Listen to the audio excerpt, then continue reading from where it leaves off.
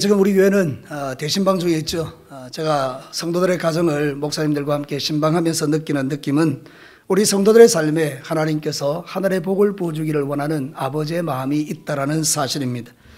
우리가 원하는 것은 하늘의 복이 우리의 인생 가운데 가득 차는 것입니다. 근데 우리가 사실은 이 하늘의 복을 다 누리지 못하는 이유는 그 복이 어떻게 우리에게 오는지를 잘 알지 못하기 때문에 깨닫지 못해서 우리가 그 복을 누리지 못하는 경우들이 참 많이 있습니다. 그러니까 사랑하는 성도들, 우리가 만약에 하늘의 복을 받는 비결을 깨닫는다 그러면 저와 여러분의 인생 가운데도 하늘의 복이 남김없이 부어지게 될 줄로 믿습니다.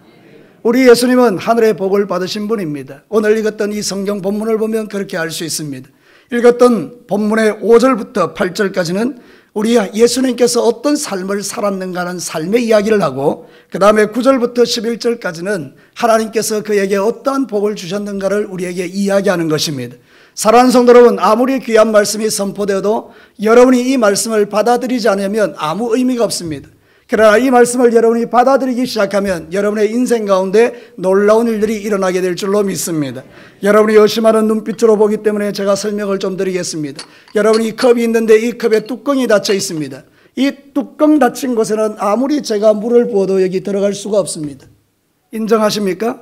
그런데 이 뚜껑을 열고 여기에다가 물을 부으면 모든 물들이 여기에 다 담기게 되는 것입니다. 영적인 원리도 똑같습니다. 우리의 마음의 문을 닫아 걸고 하나님의 음성을 듣지 않으면 하나님이 아무리 좋은 것을 주어도 여러분들은 그 좋은 것을 받아 누리지 못하지만, 마음을 열고 하나님의 말씀을 듣기 시작하면 여러분의 인생 가운데 놀라운 역사가 일어나게 될 줄로 믿습니다. 하늘의 복을 받는 길이 뭐냐? 오늘 성경 본문 우리에게 이렇게 이야기하고 있습니다. 첫 번째 한번 메시지를 들어보겠습니다. 같이 읽겠습니다. 하늘의 복이 부어지는 인생은 마음이 달라야 한다. 자, 오늘 성경 본문이 뭐라고 시작하고 있습니까? 너희 안에 이 마음을 품어라. 곧 그리스도 예수의 마음이다. 이렇게 이야기하고 있죠. 그러니까 이런 우리의 마음이 달라져야 된다는 그런 의미입니다. 전에는 내 인생이 내가 주인 돼서 내 마음이 내 마음이었는데, 오늘 성경 본문은 뭐라고 말하는가 하면, 네가 진짜 복을 받기를 원한다면, 하늘의 복이 부어지기를 원한다면 네 마음에 예수님을 담으라고 이렇게 이야기하고 있는 것입니다. 여기 품어라는 말은 대단히 중요한 말입니다. 프로네이테라 그러는데 그것을 얻기 위하여 애쓰라 이런 뜻입니다. 그러니까 다시 말하면 내 원초적이고 육신적이고 정욕적이고 본질적인 이 죄악된 그 생각과 마음을 버려내고 예수 그리스도의 마음을 내 안에 갖도록 힘쓰고 애쓰라 그 말입니다. 더 쉽게 이야기하면 예수님을 닮아가도록 힘쓰라 그런 뜻이 되는 것입니다. 사랑하는 성도 여러분, 세상에서 가장 아름다운 마음은 예수님의 마음인 줄로 믿습니다. 그 예수님을 닮은 자들은 예수님처럼 복을 받게 되어 있는 것입니다. 사랑하는 성도 여러분, 오늘 이 성경 본문이 우리에게 가르치는 진리를 따라 예수님의 마음이 내 속에 들어와야 하는데도 불구하고 우리가 그렇게 하지 못하는 이유는 제가 말씀드린 대로 여러분의 마음의 뚜껑이 닫혀 있기 때문인 것입니다. 그러므로 여러분 정말 하늘의 복을 받기를 원한다면 여러분의 마음의 뚜껑을 제끼고 그 안으로 예수님의 마음을 품는 것, 다시 말하면 주님의 그 마음을 닮아가기로 애쓰고 힘쓰는 그 삶이 우리에게 필요하다, 이야기를 하는 것입니다. 우리가 만약에 육신의 마음 그대로 가지고 살면 우리는 결코 하나님의 복을 받을 수 없습니다. 여러분 히브리서 3장 8절과 9절을 보십시오. 광야에서 시험하던 날에 거역하던 같이 너희 마음을 뭐하게 하지 말라? 완고하게 하지 말라. 거기서 너희 열조가 나를 시험하여 정험하고 40년 동안 나의 행사를 보았느니라. 여러분 마음을 열고 하나님을 믿으며 그냥 일주일 만에 들어갈 수 있는 그 길을, 이들이 마음이 완고하여 하나님의 말씀을 순종하지 않으니까 40년을 뺑뺑 도는 인생이 되었다는 뜻이죠. 저와 여러분도 마찬가지입니다. 내 인생이 왜 이래 뺑뺑이를 돌까요? 이유는 간단합니다. 내 마음을 열어서 주님의 그 마음을 품지 않기 때문에 그런 것입니다. 사랑하는 성도 여러분, 우리가 마음을 바꾸어 예수님의 마음을 품기 시작하면 그때로부터 시작하여 하늘의 문이 열리기 시작하는데, 여러분 예수님의 마음의 가장 큰 핵심은 사랑입니다. 예수님은 사랑 때문에 여기 오신 것입니다. 사랑 때문에 십자가 지신 것입니다. 사랑 때문에 고난을 받으신 것입니다. 그러므로 우리가 예수님의 마음을 품는다는 것은 어떤 의미냐? 그 예수님의 사랑을 내 안에 간직한다는 의미가 되는 것입니다. 여러분 예수님의 삶을 추적해 보십시오. 얼마나 사랑이 많은지. 죄인들을 만나면 죄인들의 죄를 용서해 주십니다. 현장에서 가늠한 여인 잡히면 그에게 다 용서해 주십니다. 내가 너를 용서했으니 다시는 죄 짓지 말라 그럽니다. 세리를 만나면 세리의 문제가 해결되도록 하십니다. 여러분 38년 동안 고통받던 병자는 예수님 만나고 자유함을 얻었습니다. 여러분도 오늘 자유케 되기를 주의 이름으로 축복합니다. 문제투성이의 인생 주님 만나면 다 해결되는 것을 볼 수 있지 않습니까? 그러니 여러분, 우리가 예수 그리스도를 품는다는 것은 엄청난 복을 누리는 것입니다. 예수님이 내 안에 들어오셔서 내 인생을 살아가실 때 내 인생에 놀라운 행복이 부어지는 것입니다. 여러분 오늘 이 말씀을 들으시고 여러분의 마음에 육신적인 모든 마음, 세상적인 마음, 더러운 마음 다 내보내고 예수님의 마음을 품는 그런 은혜가 저에게 먼저 그리고 여러분에게 있게 되기를 축복합니다. 지금 이 시대에 가장 필요한 마음은 예수님의 마음인 것입니다.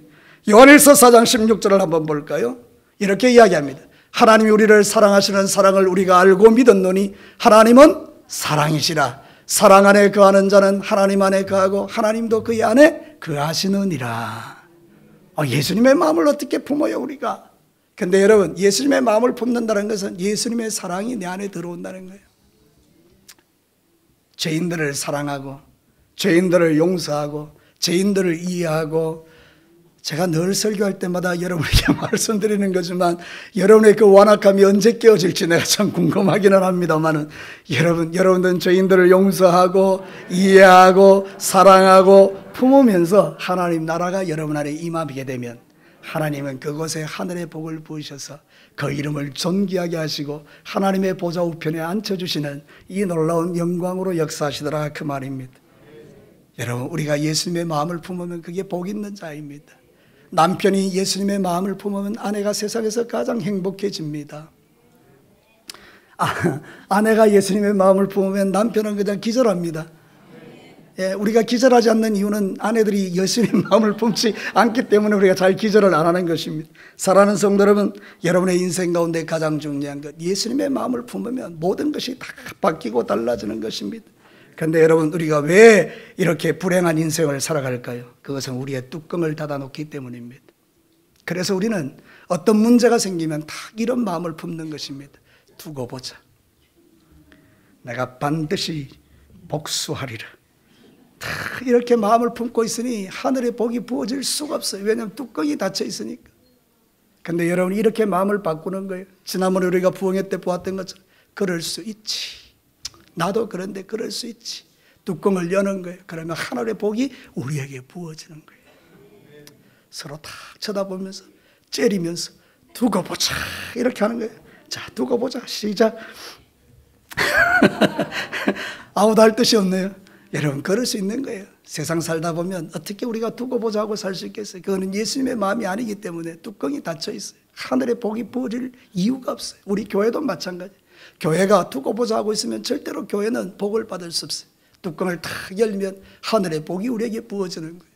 그래서 여러분들은 신앙생활 하실 때 예수님의 마음을 품고 그 예수님의 마음이 사랑이라는 걸 기억하고 사랑하는 그 삶을 살도록 힘쓰고 애쓰시는 거예요. 오늘도 여러분의 가운데 주의 사랑이 가득하게 되기를 주님의 이름으로 축복합니다. 사랑이 우리 안에 넘치게 되면요, 그게 바로 예수님의 마음이에요. 그러면요, 그 안에 놀라운 하나님의 역사가 일어나는 것입니다. 우리는 이 마음의 모든 묶임과 매임을 풀어내는 그런 복 있는 성도들이 되셔야 할 줄로 믿습니다.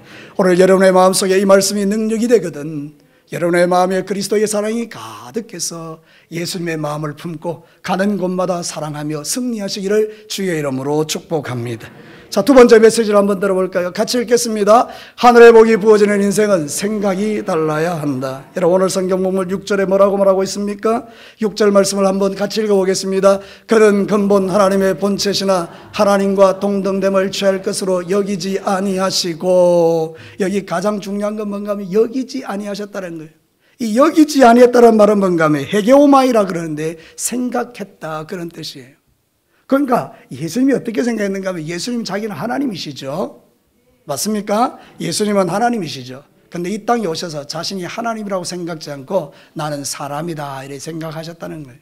종의 형체를 가진 사람이다 이렇게 생각하시고 생각을 바꾸셨다는 거예요. 그러니까 여러분, 이게 대단히 중요한 접근인 거예요. 여기서부터 우리의 구원이 시작되는 거예요. 하나님이신 예수님이 이 땅에 오셔서 사람인 우리를 위하여 스스로 사람이 되시고 죄인이 되셔서 십자가에 피 흘려 죽어주심으로 우리의 놀라운 구원이 일어났다 이 이야기를 하는 겁니다. 여러분, 생각이 바뀌는 게 정말 중요합니다. 알프스 있잖아요. 그죠? 스위스에 가면 알프스가 있는데 거기 알프스 계곡이 얼마나 물이 맑겠습니까? 젊은 청년 등반가가 거기 올라가다가 물이 있어서 너무 목마르니까 물을 떠서 마셨어요. 근데 눈을 딱 들어보니까 그 앞에 팻말이 하나 있는데 포이즌, 독 이렇게 딱 적혀 있는 거예요. 여러분 물을 마셨는데 그 앞에 독이라고 써 있어요. 이거 마셔야 돼요? 마시지 말아야 돼요?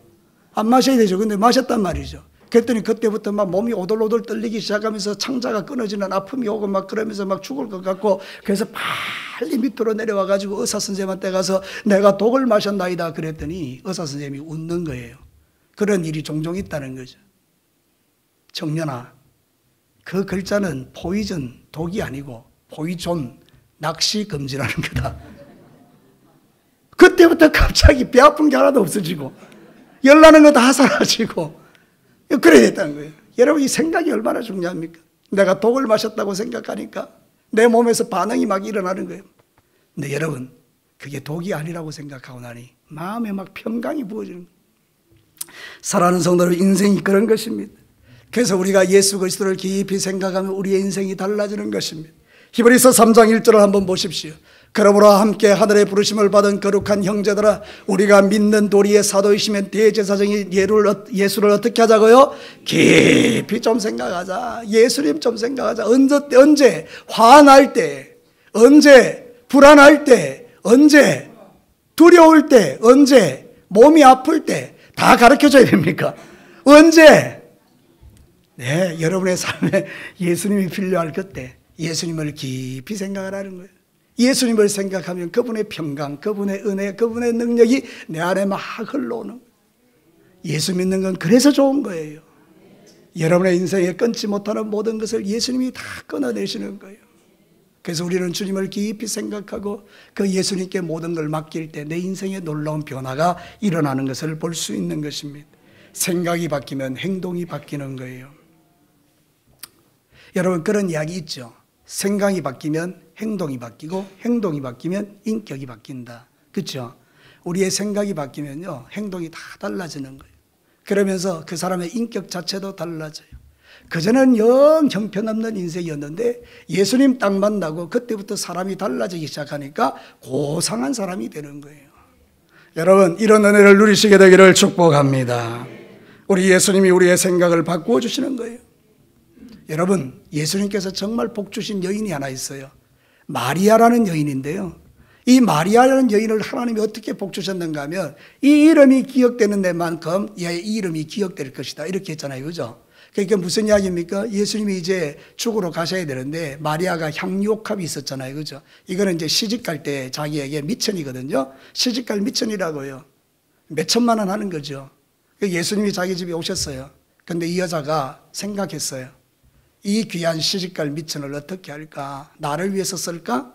우리 예수님 우리 집에 오셨는데 이제 십자가 죽으러 가는데 나를 위하여 십자가 지실 텐데 내가 저 머리에 기름을 부어야 되겠다. 옥합을 딱 깨뜨려서 그 머리에 기름을 부어줬죠. 이 일로 인하여 우리 예수님께서 이 여자가 행한 일은 온 세상이 가는 곳곳마다 전파가 될 것이다. 세상에서 가장 복된 일은 마리아. 사랑하는 성도 여러분 한번 생각해 보십시오. 생각 한번 바꾸니까 여러분 이런 놀라운 은혜가 일어난 거예요. 우리는 세상 삶을 살아갈 때요 인색해서 주님을 위해서 드리기가 힘들 때도 있지만 그러나 과감하게 깨뜨리고 부숴버리고 생각 바꾸면 하늘의 복이 우리에게 부어질 줄로 믿습니다. 그래서 로마서 8장 5절과 6절에 이렇게 이야기하는 거예요. 육신을 따르는 자는 육신의 일을, 영을 따르는 자는 영의 일을 생각하나니 육신의 생각은 사망이요 영의 생각은 생명과 평안이니라. 그럼 여러분 어떤 생각을 하라는 거예요? 이 성경에 하면 육신의 생각 말고 영의 생각하라는 거 아닙니까? 그죠? 여러분 우리가 영적인 생각을 하면 우리 인생이 달라지는 것입니다. 우리의 믿음의 길을 가면서도 바꿔야 될 생각들이 많이 있어요. 교만한 생각 있잖아요. 나는 모든 걸 다 알아. 나는 부족함이 없어. 그런 교만한 생각도 다 바꿔야 됩니다. 우리는 하나님 앞에 서면 먼지투성이의 인생 아닙니까? 그렇죠? 제가 종종 여러분에게 예를 들지만 여러분 촛불 밑에서야 내 얼굴을 비춰보면 세상에서 제일 미남이죠. 그런데 환하게 빛나는 태양빛에서 거울을 비춰보면 온 얼굴에 뭐가 가득합니까? 온갖 정과 티와 이런 게 가득하지 않습니까? 그죠? 그래서 아주 유명한 말이 있습니다. 선 볼 때는 밤에 깜깜한 데서 봐라, 이런 말이 있습니다. 진리입니다, 그것은. 그렇게 우리의 흠을 감추는 것들은요, 다 깜깜한 데 있는 거예요. 근데 여러분, 밝은 빛으로 나오면 다 드러나는 거예요. 내가 교만한 마음을 품는 이유가 뭔가, 빛이신 예수님의 조명을 받지 않으니까, 성령의 조명을 받고 말씀의 조명을 받지 않으니까 내가 잘난 줄 아는 거예요. 근데 성경을 읽고 말씀을 듣고 성령의 조명을 받기 시작하고 예수님 만나면 내가 죄인 중에 괴수라는 걸 깨달으니까 날마다 주님 앞에 회개할 것밖에 없어요. 그러니 겸손해지는 거예요. 다른 사람을 함부로 비판하고 정죄하지 않는 거예요. 그 사람 죄보다 누구 죄가 더 크니까? 내 죄가 훨씬 크니까. 한 기업가가 성공하는 기업과 실패하는 기업을 조사할 때 이론을 하나 만들어냈어요. 창문 이론과 거울 이론이에요. 창문 이론은 뭔가 하면 창문을 통해서 다른 사람을 보는 거고, 거울 이론은 거울을 통해서 나를 보는 거예요. 그럼 여러분, 지금 내가 거울을 통해서 나를 보면 누가 보여요? 내가 보이죠. 내 허물이 보이죠. 근데 창문을 보면 누가 보여요? 다른 사람이 보이죠. 그러니까 다른 사람의 허물을 볼 거 아니에요, 그죠? 그러니까 여러분, 우리가 신앙생활 할 때 중요하게 여기는 게 뭔가 하면요, 창문으로 보느냐 거울로 보느냐 할 때 우리가 신앙생활은 뭘로 보고 해야 되는가 하면 거울을 보고 하셔야 돼요. 거울을 보고. 이게 이해가 되시는 분 아멘 한번 해보시죠. 근데 사람들은 거울로 안 보고 전부 뭘로 보죠? 창문으로 보는 거예요. 그러니까 전부 다 비판투성이밖에 안 보이는 거예요. 저거는 이래서 안 되고, 이거는 이래서 안 되고, 이거는 저래서 죽겠고, 저건 저래서 죽겠고, 다 그런 거예요. 그래서 우리는 신앙생활 할 때 전부 다 죄송합니다만은 죽일 놈과 죽일 년밖에 없는 거예요. 신앙생활 하다 보면 아니에요. 내 자신을 돌아보는 거예요. 나를 보니 내가 제일 나쁜 놈이에요. 그래서 여러분, 신앙생활 할 때 이 생각을 바꾸는 게 얼마나 중요한지 모릅니다. 예수님이 이 땅에 오셔서 우리를 위하여 피 흘려 십자가에 죽으시고 내게 그 예수님이 주인 되시면 우리의 생각도 다 바뀌게 되는 거예요. 예수님은요, 자신이 하나님이심에도 불구하고 생각을 바꾸어 하나님으로 여기지 아니하시고 종의 형체를 가지고 이 땅에 오셨다, 그렇게 말씀드리는 거예요. 여러분, 우리 진교회 성도 여러분, 진짜 하나님의 복을 받기를 원하시면 생각을 바꾸시기를 축복합니다. 부정적인 생각 버리고 하나님의 주시는 믿음의 생각을 가지고 살아가는 거예요. 남을 미워하는 생각을 다 버리고 사랑하는 생각으로 다 바꾸는 거예요. 그러면 여러분, 놀라운 일들이 우리에게 일어나는 거예요. 여러분의 인생이 해같이 빛나는 그런 인생이 되고요, 하나님의 보좌 우편에 앉는 이 영광을 여러분이 누리게 되는 거예요. 그래서 여러분, 생각이 바뀌기를 주의 이름으로 축복합니다. 마지막 세 번째 말씀을 보겠습니다. 우리 다 같이 한번 읽어볼까요? 하늘의 복이 부어지는 인생은 삶이 달라야 한다. 여러분, 오늘 7절과 8절을 한번 보겠습니다. 오히려 자기를 비워 종의 형체를 가지사 사람들과 같이 되셨죠. 그 다음에 사랑의 모양으로 나타나서 자기를 낮추시고 죽기까지 복종하셨으니 곧 어디에? 십자가에 죽으셨다, 그렇게 이야기하죠. 예수님의 마음을 품고요, 마음이 바뀌고요, 생각이 바뀌어요. 그리고 나면 뭐가 달라져요? 삶이 달라져요. 예수님이 당신이 하나님이신 걸 포기하고 사람으로 오시니까 그 인생 자체가 완전히 삶이 바뀌어서 우리를 위하여 자기를 죽이기로 결정하시고 실제로 십자가에 죽으셨다는 거예요. 세상에서 가장 무능력한 게 뭔지 아세요? 말만 하고 삶이 없는 거예요. 말은 청산유수같이 하는데 여러분, 삶이 없는 거예요. 저도 똑같아요. 제가 목사 아닙니까? 지금 말을 뭐같이 하고 있습니까? 잘 좀 대답해 주세요. 청산유수같이 하고 있지 않습니까? 막 폭포수 같은 이야기를 좀 하고 있지 않습니까? 근데 내 삶이 개차반이에요. 그럼 여러분, 이 말씀 들으러 오겠어요, 안 오겠어요? 안 옵니다. 올 이유가 뭐 있나요? 근데 여러분이 이렇게 앉아 있는 것은 너무나 귀한 일이죠.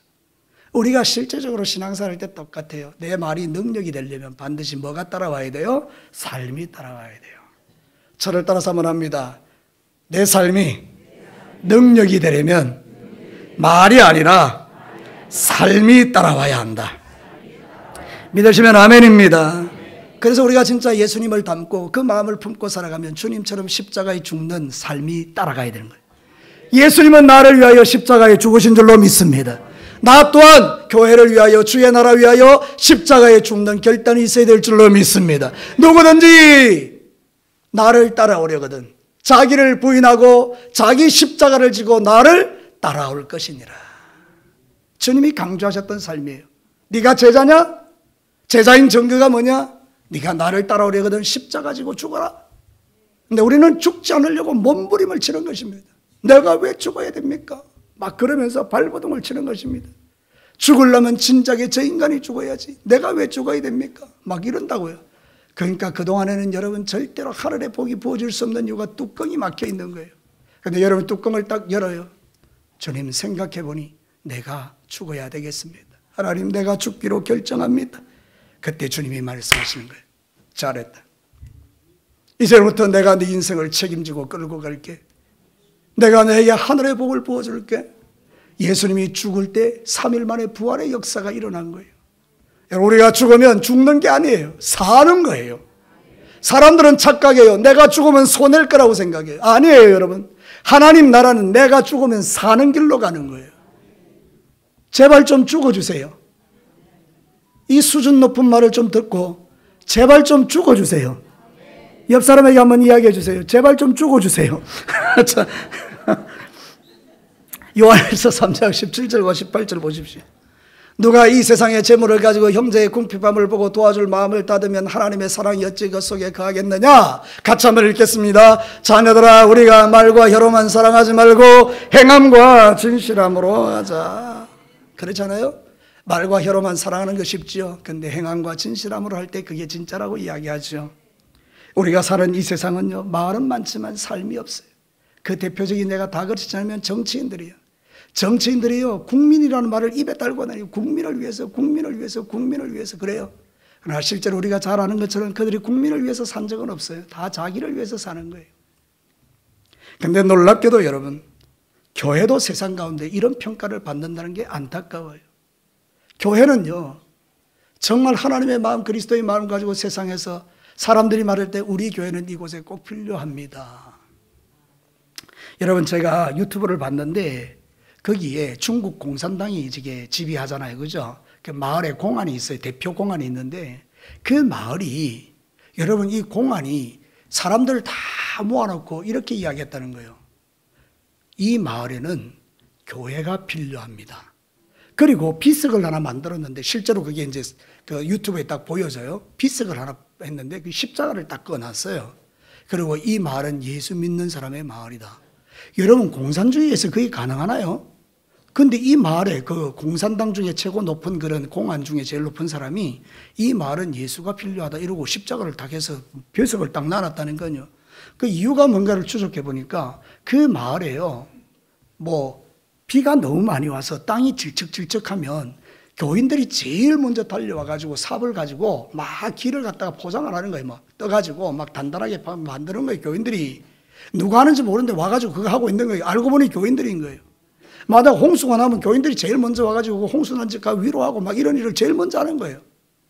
그런 일을 막 계속 하는 거예요. 계속. 우리 교인입니다. 이게 아니고 그냥 가서 삶으로 보여주는 거예요. 그러니까 마을 사람들이요. 나중에는 어떻게 되는가 하면 문제가 생기면 다 나오는 거예요. 다. 함께 막 하는 거예요. 함께. 그 마을이 얼마나 행복하겠습니까? 그러니까 이 공안이 공산주의로 통치하고 사회주의로 통치하는 그거 보니까 이게 아닌 거예요.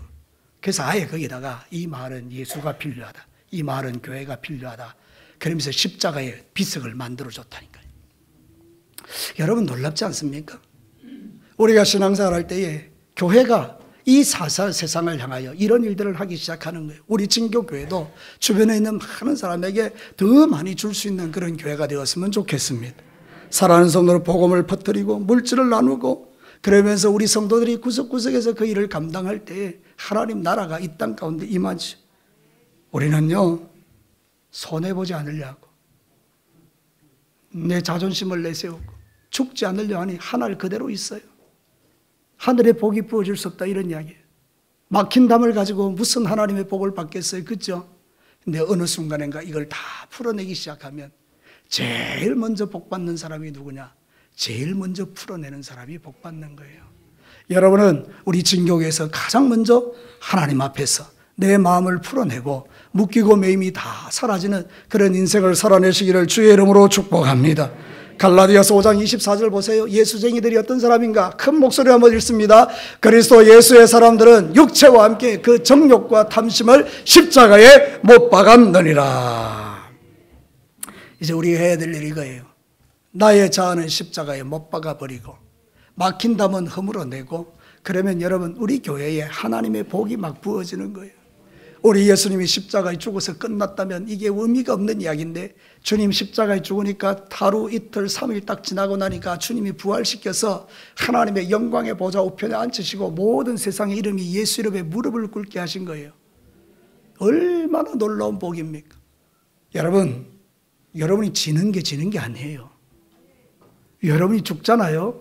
그럼 하나님이 살려내시고요, 원수가 여러분 앞에 무릎을 꿇게 만들어요. 이거예요, 여러분. 제가 예전에 진짜 힘든 일을 당했을 때요, 그 나를 괴롭히던 장로님의 부인이 기도원에 가셨어요. 그 사정을 뭘 알겠습니까?